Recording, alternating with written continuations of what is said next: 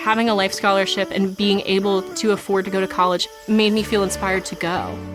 When I got a life scholarship, it was such a relief. I knew that I wanted to have an impact. Having a life scholarship through the SC Education Lottery was huge. It gave me the opportunity to make that impact right here at home. The South Carolina Education Lottery. A better you, a better us, a better South Carolina. Visit sceducationlottery.com/betteryou.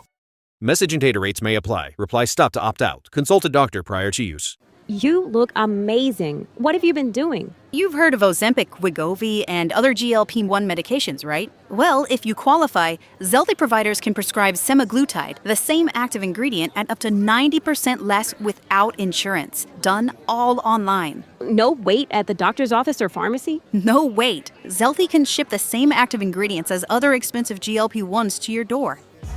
Get started with Zelty today for just $39. Call pound 250 and say keyword CARE. That's the same active ingredients in Wegovy or Ozempic, but for 80 to 90% less. That's pound 250 keyword CARE.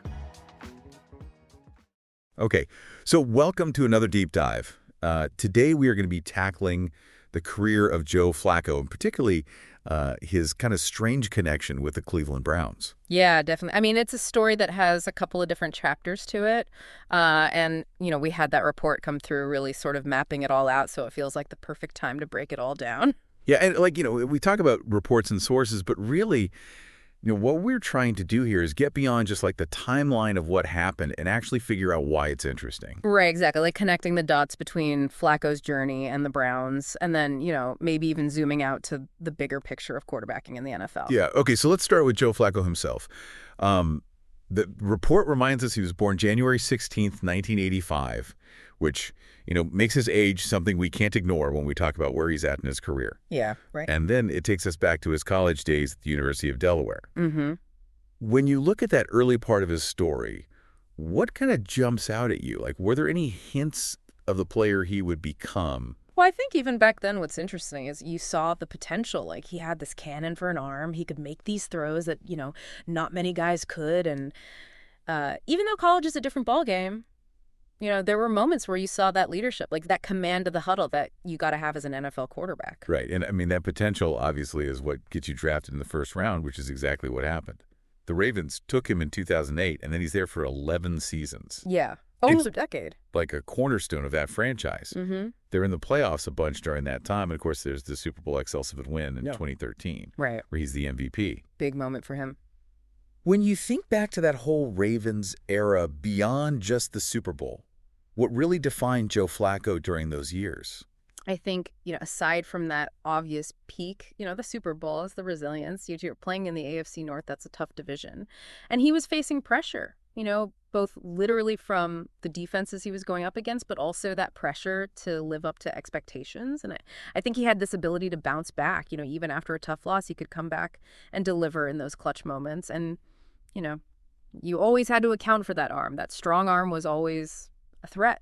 He can make you pay deep, which then opens up other things for the offense. Yeah. But, the report makes it clear that after Baltimore, things kind of shift for him. He's in Denver. He's with the Jets, the Colts. Yeah. It's that period that a lot of people call the journeyman phase of his career. Right, right. What do you think that stage of his career tells us about just the reality of being a quarterback in the NFL? I mean, if we connect it back to what we were saying earlier about the bigger picture, that journeyman phase really shows you how fast things can change in the NFL. Like, even if you win a Super Bowl like Flacco did, it doesn't mean you're set for life. Teams needs change. Coaches come in with new systems. Injuries happen. It can derail even the best players. Yeah. So the fact that he kept finding work, even if it wasn't always as the starting guy, it shows you his professionalism, and that teams still saw value in what he brought to the table. Okay, so now let's turn to the Cleveland Browns, because they're obviously the other big piece of this story. Yeah, for sure. The report does not sugarcoat their history. Yeah. We're talking about a long stretch of, just straight up struggles, not a lot of success. And it talks about, that sense of frustration among the fans, but also this like deep loyalty that they have. Yeah, I mean, they're passionate fans, that's for sure. Why is it so important to understand that history when we're trying to make sense of the Browns and their quarterback situation? Well, because that history, it's like the lens through which you have to view every season, every new quarterback they bring, and decades of searching for that franchise guy have created this situation where the stakes are super high and the fans are, desperate for success, but also maybe a little bit scarred by, all the disappointments in the past.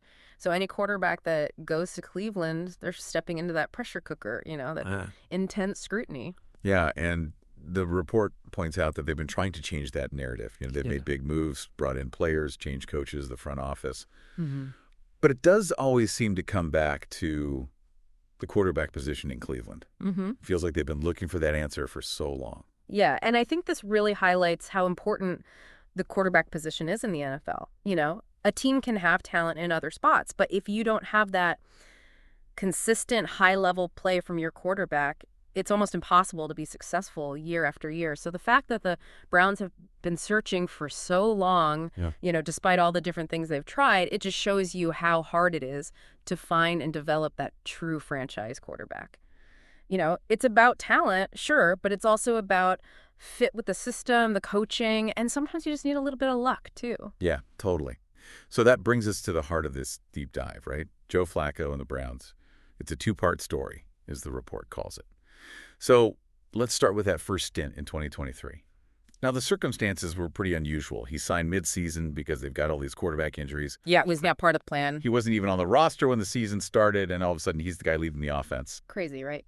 What do you think when that all went down? Honestly, it felt like a bit of a gamble for the Browns, but one that made sense at the time. I mean, they were in a tough spot. And even though Flacco was getting up there in age and hadn't been a starter for a while, he brought a ton of experience, Super Bowl winner, all of that. So it was a low-risk move because the season was already kind of slipping away.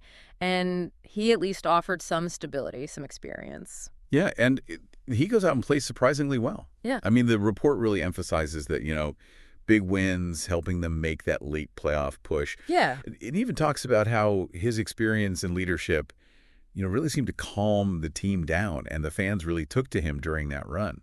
Why do you think that connection happened so fast? I think, in a city that's desperate for a quarterback who can just get the job done, Flacco, even though everyone knew it was probably temporary, he gave them this feeling of, okay, this guy knows what he's doing. He's competent. He's not going to fold under pressure. And his experience allowed him to pick up the offense quickly, make good reads. And the team, they needed that leadership. They needed someone to take charge. And for the fans who've been through so much quarterback drama, I think they just appreciated that he was steady and that he was winning games. Right. And it was a good story. Yeah. But, it ends with that playoff loss. And then there's this uncertainty about what's next for him. Cleveland. Yeah, it kind of left things hanging. Did he do enough to earn another shot, or was that just a fun little chapter in his career? It's the kind of thing you see a lot in the NFL, especially for older guys who come in as injury replacement. Yeah, right.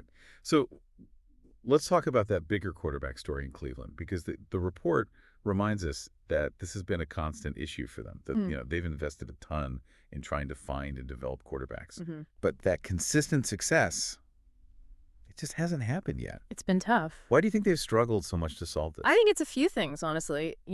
Injuries obviously play a role, and sometimes you just have guys who don't pan out. But beyond that, it's about finding the right fit. Does this quarterback skill set match what they want to do on offense? Does he complement the other players? And then there's coaching. A quarterback needs the right coaching to develop. And maybe historically there's been too much change in Cleveland, new coaches, new systems. It makes it hard for any quarterback to really thrive long term. Right. And then we get to 2025 and Flacco's back in Cleveland, which is kind of wild. That is, yeah. And the report is pretty clear that his age became a huge talking point. When the Browns were thinking about bringing him back, what was your reaction when you heard he was coming back? I mean, the first thing you think about is, can he still play at this age?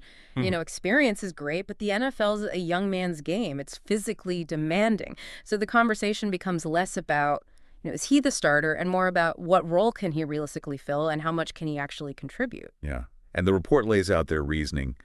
They need a veteran in that quarterback room. He already knows their system from his time there in 2023, and they want to create competition. It seemed like they saw him as more than just, a sentimental favorite. Definitely. I think they saw the practical value he brings. He's not walking in cold. He knows the organization. He knows the playbook.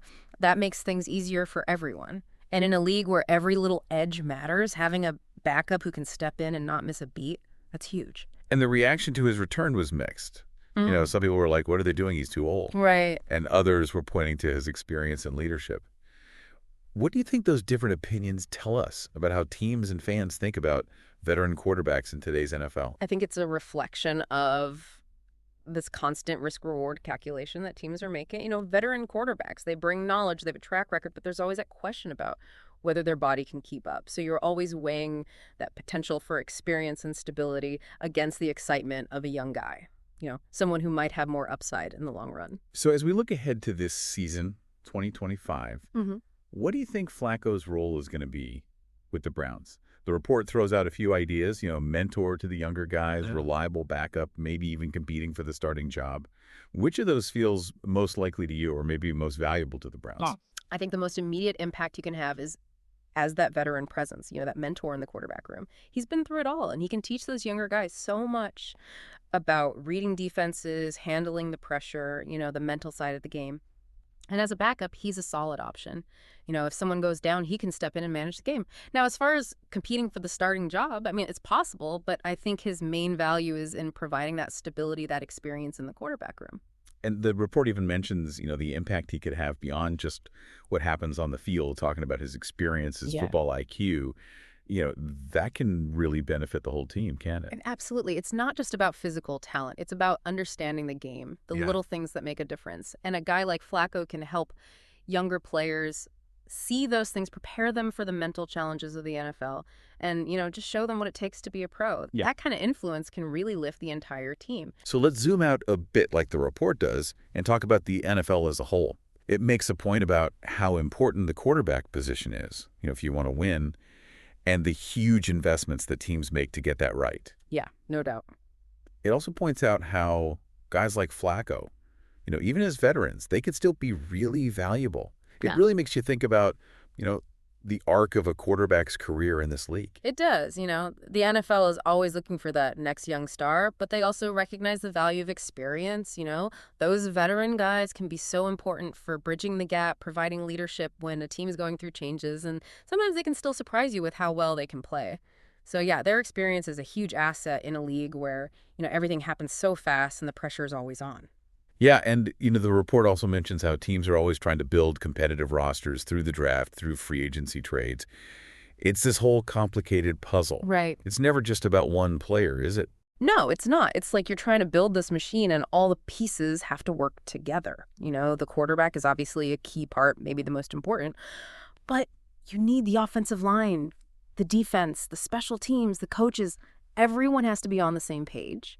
And what the Browns have been going through, it's a good example of how challenging it is to build a team that can compete year after year in the NFL. And the last thing the report touches on is the media, you know, how much coverage there is of the NFL, especially when it comes to player moves and all that. Yeah, I mean, it's constant. ESPN, NFL Network, all these outlets reporting on every little thing. Every decision is scrutinized. What kind of impact do you think that has on teams and players, especially at the quarterback position?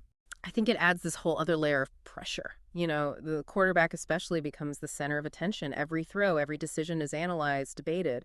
And for a team like the Browns, you know, with their history at quarterback, that media attention, it just turns up the heat. It makes it feel like they have to find the answer right now. So the players, especially the quarterbacks, they have to learn to block that out, you know, focus on what they can control.